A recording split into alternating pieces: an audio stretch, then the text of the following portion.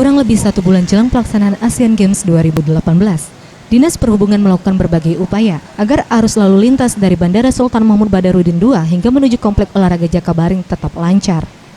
Salah satunya dengan menerapkan zona larangan parkir di badan jalan dari Bandara SMB II hingga ke Komplek Olahraga Jakabaring.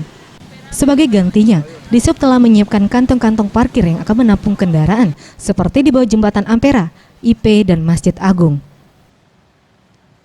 Larangan parkir kita larang sepanjang jalan protokol di badan jalan, mulai dari Bandara SMB Badarudin sampai ke kawasan Jakabaring Sport Center.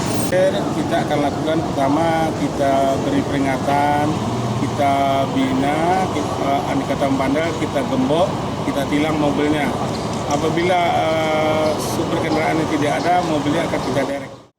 Bagi masyarakat yang membandel, akan dilakukan pembinaan dan penilangan serta penderekan kendaraan yang ditinggal pengemudinya. Tim Liputan, Sriwijaya TV.